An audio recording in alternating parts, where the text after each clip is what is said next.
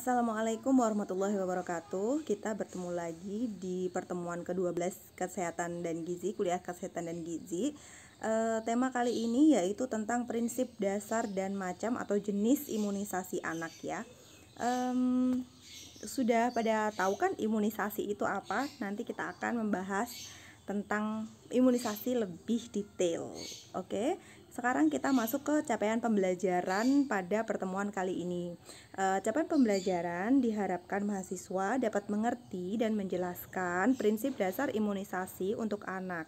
Kemudian yang kedua adalah menjelaskan jenis imunisasi untuk anak. Nah, diharapkan nanti kalian juga bisa ya mencapai pembelajaran atau mencapai CP pada pembelajaran kali ini. Oke, kita langsung masuk pada pertama, yaitu dasar hukum imunisasi itu sendiri. Jadi dasar hukum imunisasi itu ada pada Undang-Undang Kesehatan Nomor 36 Tahun 2009, di mana Kementerian Kesehatan Republik Indonesia melakukan upaya pencegahan penyakit penularan atau penyakit menular dengan cara imunisasi atau pencegahan sebagai salah satu bentuk nyata komitmen pemerintah untuk menurunkan angka kematian pada anak. Jadi yang kita garis bawahi adalah kematian pada anak ya. Nah, imunisasi ini diharapkan dapat mencegah penyakit menular yang nantinya bisa menyebabkan kematian nih pada si anak.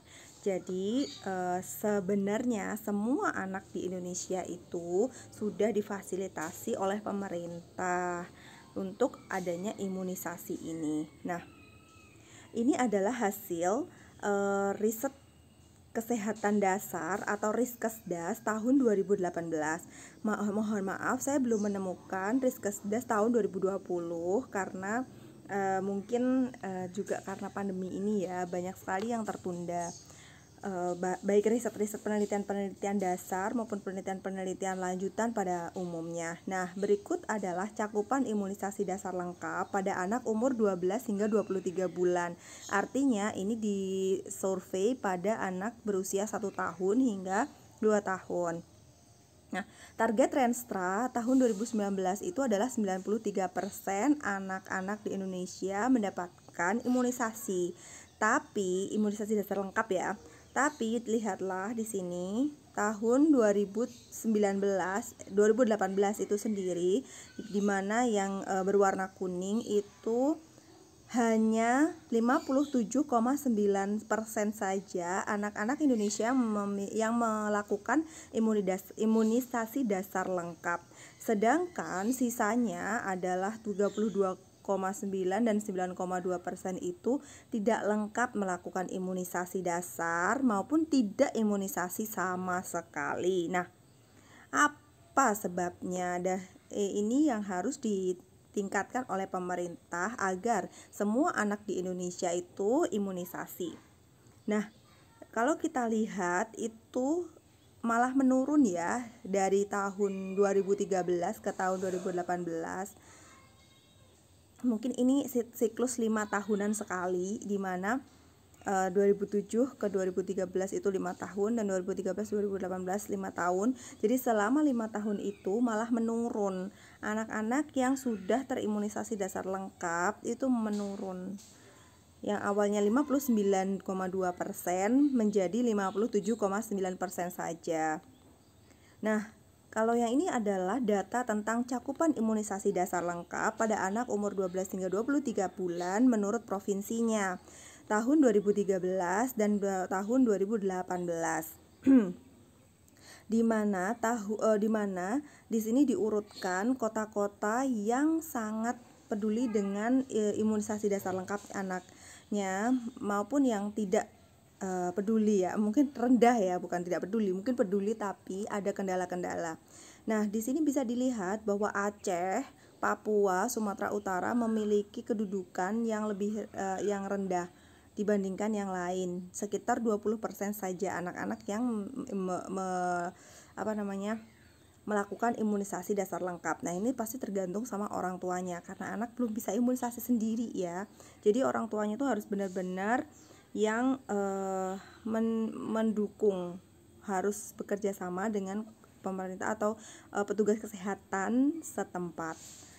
Nah, gimana kabarnya Jateng? Jateng, alhamdulillah Jawa Tengah ini ya sudah berada di 4 tertinggi, di mana semua mencapai anak-anaknya tuh mencapai hampir 80% semuanya itu pakai imunisasi dasar lengkap. Tapi kalian bisa lihat di tahun 2013 yang bolanya titiknya biru dan titiknya orange itu menurun ya, dari tahun 2013 menurun di tahun 2018. Secara nasional pun kan menurun, tadi sudah kita bahas ya, 59,2% menurun menjadi 57,2% saja. Oke, sehingga kita perlu lebih mensosialisasikan imunisasi dasar lengkap pada ibu-ibu setelah melahirkan atau pasca melahirkan di daerah sekitar kita. Begitu pula jika kita nanti menjadi guru pendidikan usia dini atau TK atau Rodotul Atfal, karena di usia-usia itu seharusnya imunisasi dasar lengkap ini sudah selesai. Nanti kita jelaskan lebih lanjut apa itu yang namanya imunisasi dasar lengkap. Kita masuk ke pengertian imunisasi dulu. Imunisasi adalah menurut KBBI yaitu adalah pengebalan terhadap penyakit. Jadi membuat tubuh seseorang itu menjadi kebal terhadap penyakit. Oke. Sedangkan menurut Kementerian Kesehatan Republik Indonesia tahun 2017, upaya untuk imunisasi adalah upaya untuk menimbulkan atau meningkatkan kekebalan seseorang secara aktif terhadap suatu penyakit, sehingga bila suatu saat terpapar dengan penyakit tersebut, maka anak ini tidak akan sakit atau hanya sakit ringan saja karena tubuhnya telah kebal terhadap penyakit tersebut, gitu ya. Nah, tujuan imunisasi sendiri itu adalah menurunkan angka kesakitan, kematian, dan kecacatan akibat penyakit yang dapat dicegah dengan imunisasi atau PD3I. Nanti kita juga akan singgung beberapa penyakit yang bisa dicegah oleh imunisasi ya. PD3I itu penyakit yang dapat dicegah dengan imunisasi. Prinsip dasar imunisasi sendiri ini adalah bagaimana cara kerja vaksin. Prinsip dasar vaksin adalah memancing aktifnya antibodi. Jadi, jika antibodinya aktif, ini sel darah putih memicu produksi antibodi untuk menyerang penyakit yang disuntikkan. Jadi ini ya. Jadi gini, ada suatu penyakit, ya kan? Oke, saya ulang ya. Prinsip dari vaksin adalah memancing aktifnya antibodi. Nah, caranya bagaimana? Yang pertama adalah memasukkan virus ke dalam tubuh. Jadi dengan sengaja memasukkan virus yang nantinya akan menjangkiti sang anak. Namun virus yang dimasukkan itu telah dilemahkan atau hanya diambil bagian antigennya saja, atau bahkan telah dimatikan, sehingga tidak akan membahayakan si anak yang akan disuntik vaksin ini atau imunisasi ya. Nah, saat antibodi ini sudah mengenali virus jenis ini, maka ketika ada virus utama atau virus beneran nih dengan RNA yang sama, maka antibodi tubuh sudah dapat menyerang balik, gitu kan, mematikan si virus yang masuk dengan RNA yang sama itu, sehingga bermacam-macam sekali imunisasi yang harus dimasukkan kepada anak, karena setiap virus atau setiap penyakit atau bakteri tertentu maka akan membutuhkan jenis antibodi tertentu pula, gitu ya. Sebentar. Untuk itu saya akan menampilkan sedikit ilustrasi yang diambil dari Kompas. Bentar ya. Nah, ini dia. Vaksin mencegah penyakit berbahaya dan mematikan. Badan Kesehatan Dunia melansir vaksin bisa menyelamatkan 9 juta nyawa manusia per tahun.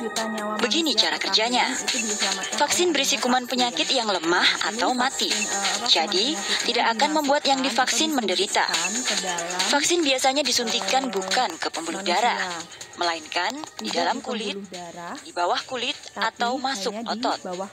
Tujuannya agar memberikan waktu bagi imun tubuh untuk merespon. Nah, setelah itu, di dalam tubuh pasukan-pasukan asing akan langsung dihadang sel pertahanan tubuh. Tapi sel penghadang kemampuannya paling lemah. namun kemampuan intelijennya paling tinggi. Karena kuman yang masuk sudah lemah, pasukan terlemah pun bisa dengan mudah melumpuhkan, memakan, dan menghancurkan. Si prajurit pertama ini kemudian akan bermigrasi ke kelenjar limfe, tempat bermukim perwira menengah dan jenderal.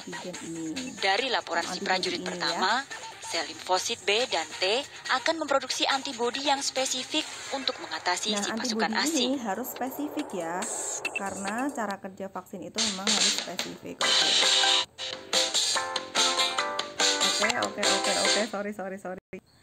Oke, kembali ke sini ya. Jadi mohon maaf tadi ada iklan dulu.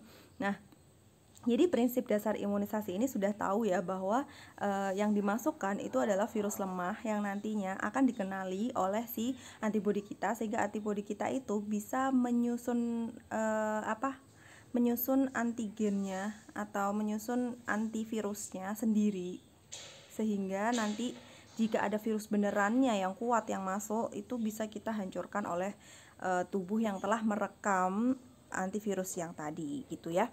Oke, jadi di jenis atau klasifikasi vaksin ini sendiri yang Kemenkes RI juga mengklasifikasikan virus menjadi dua, yaitu yang hidup dan yang tidak hidup, atau live attenuated atau inactivated.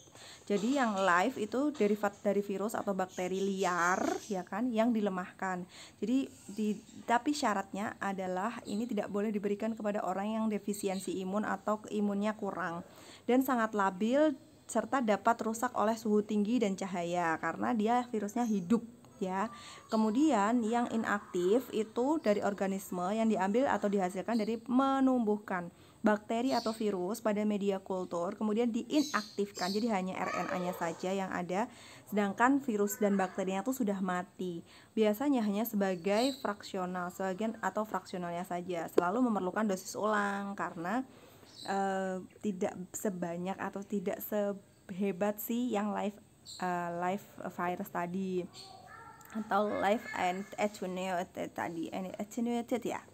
Kemudian jenisnya itu sendiri juga ada dua, yaitu virus dan bakteri. Kalau virus itu contohnya adalah campak, mumps, rubella, polio, cacar air, dan yellow fever atau demam kuning. Nah, ini nih virus inaktif utuh, contohnya adalah influenza, polio, rabies, hepatitis A, rabies, hepatitis A, atau virus inaktif fraksional yang antigen tadi ya, sebagian saja, yaitu subunit hepatitis B, influenza, aseluler, pertussis, tipoid injeksi, toksoid, dan kawan-kawannya itu bisa kalian baca sendiri di sini. Nah, yang campak dan rubella, yellow fever, dan cacar air tadi, ini yang biasanya disuntikkan adalah yang live ya. Oleh karena itu, jika anak biasanya habis suntik campak, maka dia biasanya akan panas karena respon tubuh ketika kena virus atau kuman yang lainnya itu biasanya memang panas dulu. Kemudian bakteri, contoh yang live itu biasanya yang disuntikan adalah BCG dan tifoid oral. Tapi kalau yang inaktif itu biasanya adalah bakteri inaktif utuh, pertussis, tifoid, kolera, dan pes. Oke, masuk ke jenis imunisasi. Kita lanjutkan di part 2 saja ya. Terima kasih. Wassalamualaikum warahmatullahi wabarakatuh.